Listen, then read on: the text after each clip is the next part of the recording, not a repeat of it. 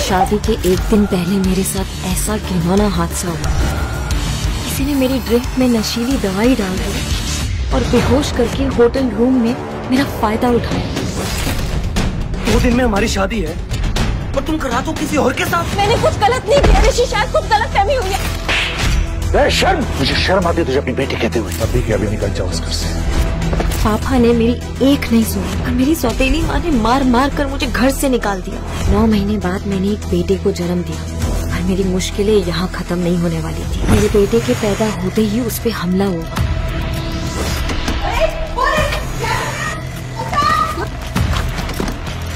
और मौसी ने उसे बचा लिया। था वो आदमी, आपको पता चला? वो आदमी कौन था ये तो नहीं पता, लेकिन वो ऐसे बड़बड़ा रहा था कि वो आपके बेटे का पिता है। मेरे बच्चे का पिता? इसका मतलब ये वही आदमी था जिसने उस दिन मेरे साथ होटल में। कौन है वो? धीरे धीरे समय बीतता गया और मेरा बेटा आरफ मेरी जान बन गया। मैंने उसे ही अपनी दुनिया मानकर फिर से एक नई शुरुआत की। मैं अपने अतीत को भुला चुकी थी और आरफ पर इसका साया भी पड़ने देना नहीं चाहती थी। मैंने एक एंटरटेनमेंट कंपनी में जॉब शुरू कर दी। तभी एक दिन पापा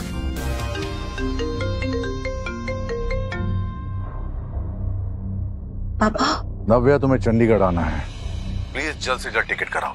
पापा, आप मुझे सच में बुला रहे हैं? हाँ बेटा। पापा सच में मुझे घर बुला रहे हैं? Oh God! Oh God! पर क्यों? पापा मुझे वापस क्यों बुला रहे हैं? उन्होंने कुछ बताया भी नहीं। मैं फिर से पूछती हूँ।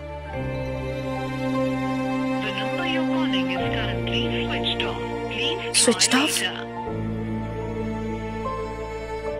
पापा ने मुझे वापस बुलाया। मैं वापस घर जा सकती हूँ।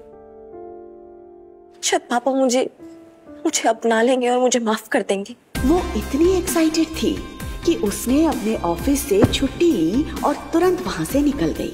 कुछ घंटों बाद वो बेंगलुरु एयरपोर्ट पर चेक इन कर रही थी। वो अपने पापा के एक बुलावे पर दौड़ी चली जा रही थी, सिर्फ इस उम्मीद में कि शायद अब उनका रिश्ता फिर से पहले जैसा हो जाए। मम्मा! आरफ! कम! ये आवाज किसी और की नहीं बल्कि आरफ की थी। आरफ नव्या का बेटा था। उसके साथ अतीत में जो हुआ उसके बाद उसने अपना शहर तो छोड़ दिया था, लेकिन उस रात की याद उसकी जिंदगी से कभी दूर नहीं हुई थी। बेंगलुरु शिफ्ट होने के कुछ ही दिन बाद उसे पता चला कि वो प्रेग्नेंट है। मम्मा देखो, हमारा फ्लाइट मिस हो गया। आरफ, वो हमारी फ्लाइट नहीं है, हमारी फ्लाइट 1 घंटे बाद है। और अगर मिस हो गया तो?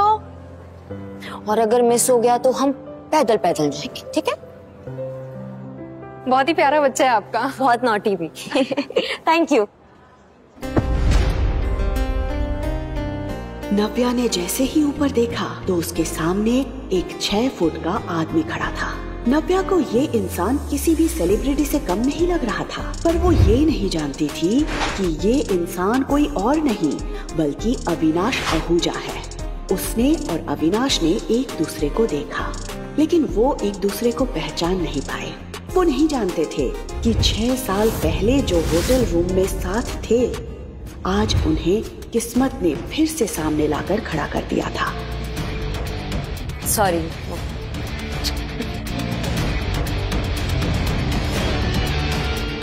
मुझे सर की फ्लाइट चेंज करवानी है। इस लेडी को भी आपने बिजनेस क्लास की टिकट दे दी। अविनाश सर बिजनेस क्लास से ट्रैवल करते हैं क्योंकि उनको डिस्टर्बेंस नहीं पसंद है। वो ये बच्चे का शोर सुनते हुए ट्रैवल नहीं कर सकते। या तो आप इनकी क्लास चेंज करिए या अविनाश सर के लिए दूसरी फ्लाइट कीजिए। You just can't travel with kids. Excuse me, क्या कहना चाहते हैं आपके सर? शोर मचा रहा था मेरा बेटा, वो शोर नहीं मचा रहा था, वो मुझसे बात कर रहा था। Really?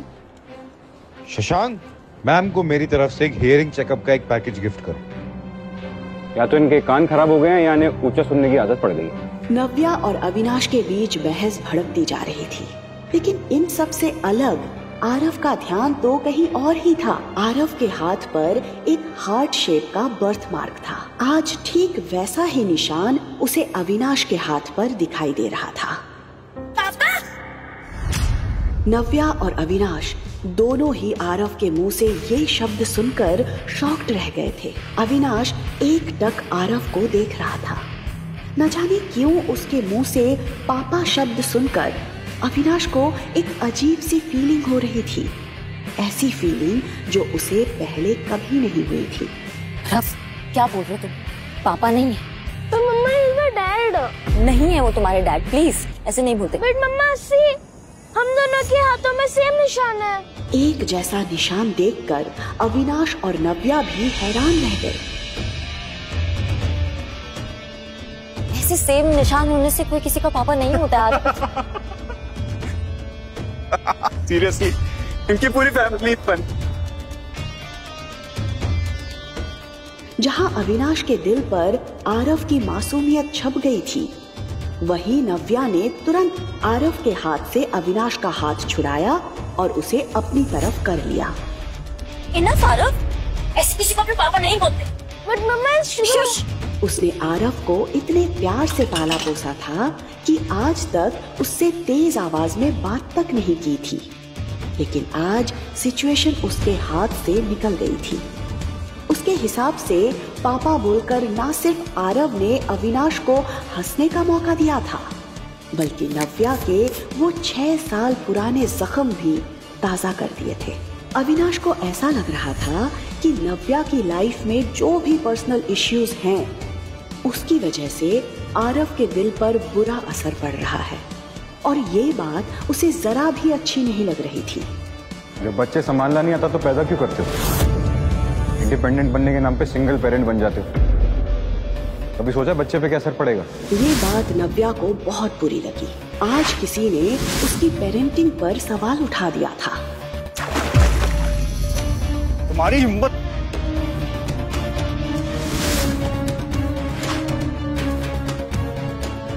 नव्या उसे घूर रही थी और वो नव्या को। इससे पहले कि वो कुछ कहता, नव्या ने आरव का हाथ पकड़ा और वहाँ से गुस्से में निकल गई। अविनाश को यकीन नहीं हो रहा था कि आज किसी लड़की ने उसके मुंह पर पानी फेंका था। सर, आपकी दूसरी फ्लाइट अरेंज हो गई है। Let's go sir. उस लड़की की फिक्र मत कीजिए, उसे मैं देख लूंगा। मैं इसी फ्लाइट में जाऊंगा, इसी लड़की के साथ ट्रैवल करूंगा। पता नहीं सर क्या सोच रहे, क्या करने वाले सर। सिक्योरिटी चेक इन के दौरान अविनाश बार बार नव्या को देखे जा रहा था, लेकिन नव्या अविनाश को नजरअंदाज करते हुए आगे बढ़ गई। कुछ घंटों बाद जब फ्लाइट चंडीगढ़ में लैंड हुई, तब तक नव्या सब कुछ भूल चुकी थी। इतने सालों बाद अपने शहर में पैर रखते वक्त उसे ऐसा लग रहा था जैसे उसकी लाइफ में फिर से सब कुछ बदलने वाला था। उसके अंदर एक खुशी थी अपने पापा से मिलने की। पापा आए होंगे ना मुझे लेने, मैसेज तो किया था मैंने उन्हें। सामने से ऋषि और कनिका उसी की तरफ बढ़ रहे थे। ऋषि कनिका के साथ? तो आगे तुम वापस। नव्या समझ गई थी कि कनिका ने वो सब कुछ हासिल कर लिया जो उसने चाहा था। ये लोग कौन है मम्मा? मम्मा? दीदी, ये तुम्हारा बेटा है? हाँ, तो आपको कोई प्रॉब्लम? ओह, अब समझी। उस रात ऋषि को चीट करने के बाद तुम प्रेग्नेंट, और ये तुम्हारा बेटा है। कनिका ने ऋषि के लिए हर टूटी कड़ी को जोड़ दिया था। ऋषि को ये एहसास हो गया था कि आरव नव्या के धोखे की निशानी है। You cheat! तुम्हें शर्म नहीं आई इस बच्चे के साथ अपने घर आने पर? मैंने कोई चोरी नहीं की है, आरव मेरा बेटा है। देखा ऋषि, इसे इसकी गलती का बिल्कुल भी अफसोस नहीं। नहीं वेट, इससे कोई भी सवाल करने का कोई मतलब नहीं है। याद है इसने पिछली बार क्या किया था? उसके बाद तो ये कोई भी शर्मनाक हरकत कर सकती है। आई एम श्योर ये बच्चा भी उसी किसी हरकत का नतीजा होगा। इस बच्चे को मेरी आंखों के सामने से ले जाओ, वरना नहीं, मम्मी से दूर रहो। तुम लोग बैठ रही हो और मेरी मम्मी से बात भी मत करना।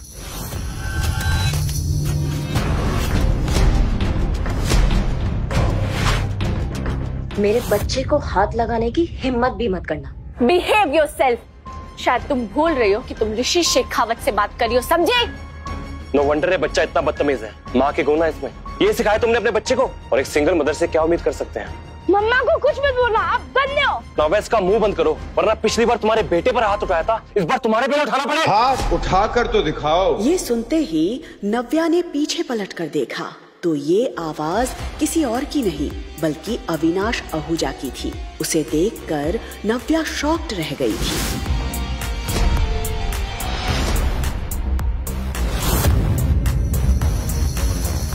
Darling, where were you? मैं तुम्हें कब से ढूंढ रहा था। ये सर को क्या हो गया है? दीदी को डार्लिंग क्यों बोल रहा है? Hey kiddo, how are you? पापा आप आ गए? Of course. मैं तुम्हारा कब से इंतजार कर रहा था। तुम लोग थक गए होगे ना? पहले लंच करोगे कि रेस्ट करोगे? नव्या पूरी तरह से ब्लैंक खड़ी थी। वो कभी अविनाश की तरफ देख रही थी तो कभी आरव के। वो मन ही मन सोच रही थी ये क्या करने की कोशिश कर रहा है। तभी उसने कनिका और ऋषि की उड़ी हुई शक्लों की तरफ देखा। वो समझ गई थी कि अविनाश क्या करने की कोशिश कर रहा है। कहाँ थे तुम? मैं कब से तुम्हें ढूंढ रही थी। Let's go Honey. अब लेट्स गो। उसके मुंह से ये सुनकर ऋषि का दिल जल रहा था। वो बार बार अविनाश की पर्सनालिटी और उसके पीछे खड़े असिस्टेंट और गार्ड्स की तरफ देख रहा था। ये देखने में तो बहुत रिच लग रहा है, पर इतना हैंडसम और रिच लड़का दीदी के साथ क्या कर रहा है? और ये बच्चा उसे पापा क्यों बोल रहा है? मुझे तो कुछ समझ नहीं आ रहा। ये लोग कौन है? तुम जानती हो ना? Not really. नव्या ने इतना कहकर एक ही पल में ऋषि और कनिका को उनकी जगह दिखा दी थी। पापा let's go. Of course kiddo. Shashank, yes sir. गाड़ी निकालो। Yes sir. असिस्टेंट, बॉडीगार्ड्स, ये नव्या ने किससे शादी कर ली और हम लोगों को पता भी नहीं चला। What the hell? इसने हमें इंट्रोड्यूस भी नहीं कर पाया। जैसे ही नव्या वहाँ से निकली उसने सुकून की गहरी सांस ली। इतने सालों में उसने ऋषि को भुला जरूर दिया था, लेकिन आज उसे कनिका के साथ देखकर उसके जख्म मानो ताजा हो गए थे। उसे एक अजीब सी बेचैनी हो रही थी और ये बात अविनाश उसके चेहरे पर साफ देख पा रहा था। पापा हम कहाँ जा रहे हैं? Aarav, what is wrong with you? तुम उनको पापा क्यों बुला रही हो? तुम्हें पापा नहीं है? तो मम्मा वो मेरे पापा है, मुझे पता है।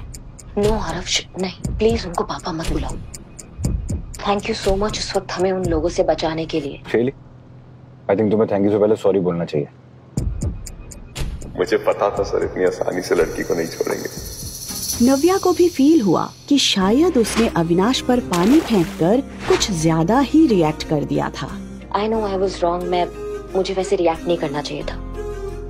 आपने मेरी पेरेंटिंग पे सवाल उठाया था, इसलिए मैं खुद को रोक नहीं पाई थी। पर फिर भी गलत ही मैं I am sorry, I am really sorry. Are you listening? मैं आप ही से बात कर रही हूँ। शशांक, गाड़ी साइड में रोक दो, हम यहीं से टैक्सी कर लेंगे। व्हाट? माय गॉड, कितना एटीट्यूड है। मैंने सोचा इन्होंने मेरी हेल्प की है तो मैं सॉरी बोल देती हूँ। मैंने कुछ ज्यादा सोच लिया।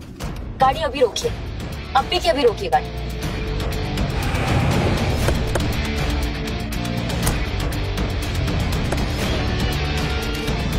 What's this? ये टैक्सी का फेयर। यहाँ तक लिफ्ट दिया ना, thank you so much. What the hell? ये लड़की समझती क्या अपने आप को? वो देख रहा था कि नव्या आरव का हाथ पकड़कर दूसरे टैक्सी का वेट कर रही थी। अविनाश का चेहरा देखकर शशांक को हंसी भी आ रही थी और उसे डर भी लग रहा था। वो अविनाश के गुस्से से अच्छे से वाकिफ था, इसलिए उसे पता था कि अविनाश ने इस वक्त अपने आप को कितना कंट्रोल किया हुआ था। अविनाश वहाँ से निकल जरूर गया था, लेकिन अभी भी उसके मन और दिमाग में नव्या और आरव की शक्ल घूम रही थी। इंटरेस्टिंग, कुछ तो है इस लड़की और इसके बेटे में। I don't know what, but there is something. Navya taxi रुकने का वेट कर ही रही थी कि तभी उसकी दादी का फोन आया।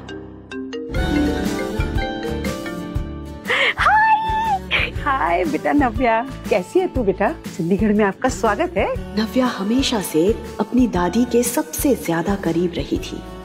नव्या के घर से जाने के बाद शिखा और कनिका के बिहेवियर से परेशान होकर मीनू दादी ने भी कुछ साल पहले सिन्हा मेंशन छोड़ दिया था। लेकिन फिर एक दिन नव्या के कॉल ने उन्हें फिर से जीने की उम्मीद दे दी थी। दादी अब बड़ी दादी बन गई है। दादी हाँ? अगर आप दादी बोलोगे तो मैं क्या बोलूँगा? बिल्कुल तेरा चेहरा, वही आंखें। और आरव, आप मुझे सुपर दादी बुला सकते हैं। सुपर दादी! देख, दादी तो मैं हूँ ही और साथ में सुपर पावर भी है, तो हुई ना मैं आपकी सुपर दादी। सुपर पावर वाली सुपर दादी। ये आरव वैसे दादी आप सोशल मीडिया पे बड़े एक्टिव हो। मैं परसों ही आपके आउट हाउस की पिक्चर्स देख रही थी। वो गार्डन पहले से भी बहुत सुंदर हो गया है। वो अमरूद का पेड़ जो हमने साथ में मिलके लगाया था इतना सब कुछ अकेले आप कैसे कर लेती है दादी? क्या हुआ दादी, आप कुछ बोल क्यों नहीं रहे हो? क्या बोलूं नव्या, जिस लड़की ने इतने सालों तक अकेले सब कुछ हैंडल किया, तो मुझे पूछ रही है मैंने ये गार्डन कैसे मेंटेन किया। बेटा, क्या कुछ नहीं सहा होगा तूने इतने सालों से। मैं तुझसे कहती रही कि तू मेरे पास आके रह जा, पर तूने मेरी एक बात नहीं सुनी। मेरा जी घबरा जाता है बेटा जब मैं सोचती हूँ कि तूने आरव को अकेले कैसे बड़ा किया। कैसे आती दादी मैं यहाँ? पापा ने घर से आप सबसे दूर भेज दिया था। निकल जाओ अभी के अभी इस घर से। सिन्हा परिवार से तुम्हारा कोई रिश्ता नहीं। और अगर पापा को मेरी प्रेगनेंसी के बारे में पता चलता तो पता नहीं वो कैसे रिएक्ट करते। और सच बताऊं तो दादी मैं आपको कोई प्रॉब्लम नहीं देना चाहती थी। तू मेरे लिए कोई प्रॉब्लम कभी भी नहीं खड़ी कर सकती। अरे मेरी तो आंखें तरस जाती हैं बेटा तुझे देखने के लिए। तो आ तो गई हूँ मैं अपनी दादी माँ के पास। बस आधे घंटे में आपके पास पहुँच जाऊंगी दादी। मैं बहुत एक्साइटेड हूँ। मुझे पापा को बताना है कि I missed him so much. I can't wait to meet him. Aarav की चीख सुनते ही नव्या उसकी तरफ भागती है। देख के नहीं चला सकता, अभी लग जाता तो। लेकिन उसे सही सलामत देखकर चैन की सांस लेती है। बैठ गई यहाँ पे भी आ गए हमें परेशान करने के लिए। आरव, ये बैड गाइस तुम्हारा कुछ नहीं बिगाड़ सकते जब तक मम्मा तुम्हारे साथ। तुम दोनों यहाँ क्या कर रहे हो? अरे हमारा छोड़ो, ये बताओ कि तुम्हारा वो डार्लिंग और उसके बॉडीगार्ड्स कहीं दिखाई नहीं दे रहे। कनिका, मुझे तुम्हें हर चीज बताने की जरूरत नहीं है। नव्या, नव्या, आरव ठीक तो है ना नव्या? हाय दादी, आरव ठीक है। ये बताइए कि आप ठीक हो? लगता है कि दादी को मुझसे बात करने में कोई इंटरेस्ट नहीं। एनीवेज, तुम दोनों ने एयरपोर्ट पे कम तमाशा नहीं किया था। अब क्या लेने आए हो यहाँ पे? ओ हेलो, हमें भी आने का कोई शौक नहीं है। ये तो शेखर अंकल ने कहा इसलिए हमें आना पड़ा, वरना तुम्हें और तुम्हारे इस बदतमीज बेटे को मोहर नहीं जलते। बाय द वे, पापा ने तुम्हें घर बुलाया अभी। हम गाड़ी में वेट कर रहे हैं, आ जाओ। Let's go. आरव, तुम यहाँ साइड में खड़े रहो और हिलना मत, मैं बैग लेके आ रही हूँ। दादी, सुना आपने? पापा ने मुझे घर पे बुलाया। क्या लगता है आपको वो मुझे माफ कर देंगे ना? आरव को अपनाएंगे ना वो? दादी, क्या मुझे जाना चाहिए ना घर पे? दादी। दादी टेंशन में फोन कट कर देती है। नव्या इतनी उम्मीद से यहाँ आई है, जब उसे पता चलेगा कि शेखर उसे यहाँ क्यों बुलाया है तो उसका तो दिल ही टूट जाएगा। पर सच ज्यादा देर तक छुपेगा नहीं, इसलिए मुझे इसे सब कुछ बता देना चाहिए। तभी नव्या फिर से दादी को फोन करती है। हाँ नव्या बेटा।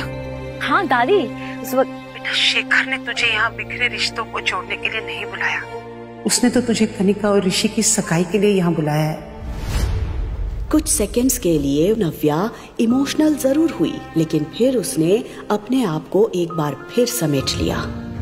आखिर कनिका जीत ही गई।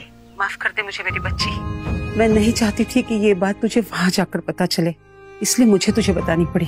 देख बेटा, मैं जानती हूँ कि एक वक्त ऐसा था जब तू ऋषि से बेइंतहा प्यार करती थी।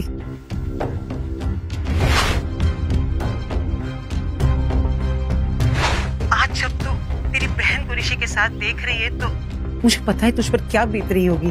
पर नव्या, मैं फिर भी चाहूंगी कि तू इस एंगेजमेंट को अटेंड करे। तेरी ये हिम्मत है ना बेटा, उन सब के मुंह पर एक करारा तमाचा होगी जिन सब ने तुझे तोड़ने की कोशिश की है। आप सही कह रही हैं दादी, मैं एंगेजमेंट में भी जाऊंगी और पापा से भी मिलूंगी। और कितना टाइम? बैठो अंदर। हमारे पास पूरा दिन है तुम्हें पिक एंड ड्रॉप करने के लिए। चलो आरव। मैं नहीं चलूंगा, ये बैठ गई है। आरव, ये हमें नाना जी के पास लेके जा रहे हैं। नाना जी के पास? थोड़ी देर और टॉलरेट कर लो प्लीज। चल।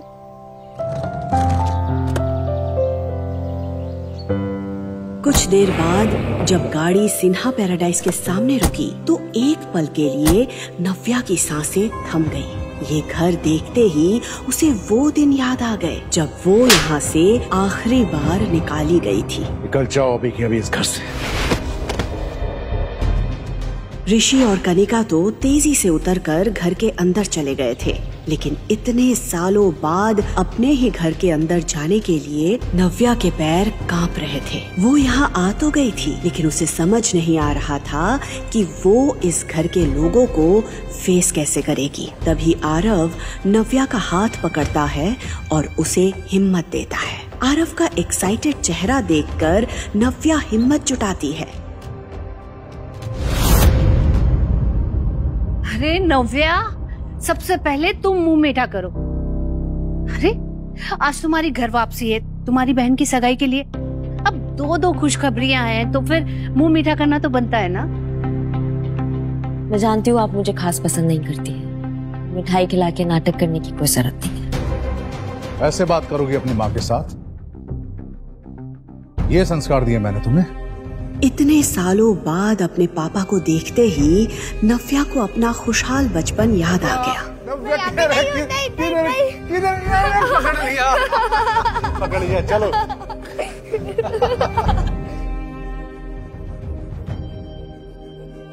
लेकिन इसके बाद शेखर ने जो कहा वो सुनकर उसके होश उड़ गए। पापा, तुम्हें यहाँ से मैंने दूर भेजा था ताकि तुम्हें अपनी गलती का एहसास हो सके, ताकि तुम सॉरी फील करो, अपनी हरकतों पे शर्मिंदा हो सको, ताकि ये। पापा क्या कह रहे हैं आप? आरव मेरा बेटा है। तो रखो अपने पास। इस नाजायज औलाद को तुम्हारी मेरे पास लाने की हिम्मत कैसे हुई? पापा please stop it. You stop now. तुम्हें क्या लगा था कि तुम इस बच्चे को लेकर यहाँ पर आओगे और मेरा मन इसे देख के पिघल जाएगा? मैं इसे देखकर सब कुछ भूल जाऊंगा वो बेइज्जती जो मेरी तुम्हारे कारण हुई थी। Dad please calm down. चलिए आइए बैठिए। प्लीज जोर से मत बोलिए डैड, आपका बीपी बढ़ जाएगा। बैठिए।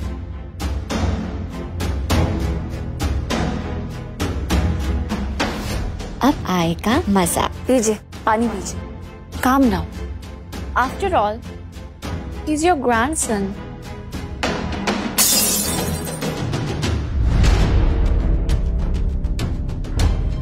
ये मेरा ग्रैंडसन नहीं है और ना ही कभी हो सकता है। लेकिन परिवार इस बच्चों को कभी एक्सेप्ट नहीं करेगा नव्या। ये बात तुम जिंदगी भर मत भूलना। नव्या समझ गई थी कि इतने सालों में शेखर के मन में उसके लिए नफरत का बीज और भी गहरा हो गया था और बची कुची कसर शिखा और कनिका पूरी कर रहे थे। तो मैं भी यहाँ पे अपने बच्चे को एक्सेप्ट करने की गुहार लेकर नहीं आई हूँ। मैं यहाँ एंगेजमेंट अटेंड करने आई हूँ। वो अटेंड करूंगी और यहाँ से चली जाऊंगी। करो, बिल्कुल करो। इनफैक्ट मैंने तुम्हें बुलाया है एंगेजमेंट के लिए, लेकिन मेरी भी एक शर्त है। इस सगाई में केवल तुम वेलकम हो। ये बच्चा उस इवेंट में नहीं आ सकता और मैं तुम्हारी वजह से और बेइज्जती सहन नहीं कर सकता। तो ठीक है, ये एंगेजमेंट आप सबको ही मुबारक हो। Congratulations Kanika and Rishi.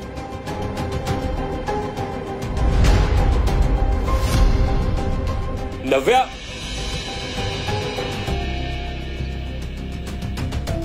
Aarav cab आ गई है, वहां जाके बैठो, मम्मा आ रही है। नव्या, अब क्या है? कुछ बच गया है क्या? अंदर जो हुआ, एयरपोर्ट पे जो हुआ, क्या वो कम था क्या, जो अभी भी कुछ कहने आ गए हो मेरे पीछे? तुम्हें जरा भी नजर नहीं आ रहा कि अगर तुम्हें फिर से अपनाना चाहता है, बस तुम्हें अपनी जिद छोड़नी है। जिद नहीं, वो मेरा बेटा मुझसे छोड़ने के लिए कह रहे हैं। डू यू इवन रियलाइज उसका मतलब क्या होता है? मेरा बेटा। मैं भी किससे बात कर रही हूँ, फॉरगेट इट। तुम इतना लगाव क्यों इस बच्चे से? उसी का बच्चा है ना जो एयरपोर्ट पर आया था, या किसी और का? तुम ये सवाल क्यों कर रहे हो? तुम्हें क्या फर्क पड़ता है अब इस बात से? तुम तो करने जा रहे हो ना अपनी नई जिंदगी की शुरुआत। सो बी हैप्पी। यहाँ पे एक तो तुमने मुझे चीट किया, सब कुछ छोड़ के यहाँ से चली गई, और एटीट्यूड ऐसे दिखा रहे हो जैसे ये मेरी गलती है। तुम्हें क्या पता है कि उस रात क्या हुआ था, किसने चीट किया, किसने नहीं चीट किया। और मुझे अब तुम्हें कोई सफाई नहीं देनी है, मुझे तुमसे बात ही नहीं करनी है। लेकिन मुझे बात करनी है। क्या बात करनी है? क्या बात करनी है तुम्हें? तुम्हें पता भी है कि उस रात मेरे साथ क्या हुआ था? तुम्हें पता भी है कि मुझे किसने फंसाया था?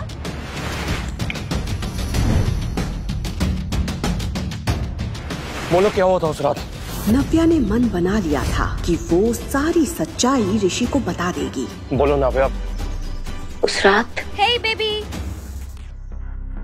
ये आवाज सुनते ही नव्या ने खुद को सच बताने से रोक लिया। कनिका का चेहरा देखकर नव्या को याद आ गया कि कैसे उसने ये सब कुछ ऋषि को हासिल करने के लिए किया था। अगर कोई ऋषि से शादी करेगा तो वो मैं हूँगी। कनिका की चाल नव्या समझ चुकी थी। वो जानती थी कि कनिका ने ऋषि को अपने प्यार में अंधा कर दिया है, इसलिए वो चाहे कितनी बार भी सच बोलने की कोशिश कर ले, ऋषि उस पर कभी भरोसा नहीं करेगा। बिल्कुल सही टाइम पे आई हो कनिका, हमेशा की तरह। नव्या, तुम अपनी बहन से ऐसे कैसे बात कर सकती हो? वो आई है सही वक्त पर। जब तुम चली गई थी वही थी मेरे साथ। जो तुमने तोड़ दिया था उसी ने जोड़ा। तुम्हें उसे थैंक्स कहना चाहिए। करेक्ट, मुझे कनिका को थैंक्स बोलना चाहिए और मैं थैंक्स बोलूंगी। Thank you so much Kanika for everything. और अब मुझे नहीं लगता कि तुम्हें मुझसे कोई सवाल करना चाहिए। आप दोनों की सगाई हो रही है ना, तो आप दोनों खुश रहिए and please for God sake leave me alone. देखा इसका एटीट्यूड। ये भी छोड़ो ना, हम अपने एंगेजमेंट में ध्यान देते हैं ना। वैसे भी इनका ध्यान रखने के लिए पापा काफी हैं। उन्होंने डेफिनेटली इनके बारे में कुछ सोचा होगा, है ना?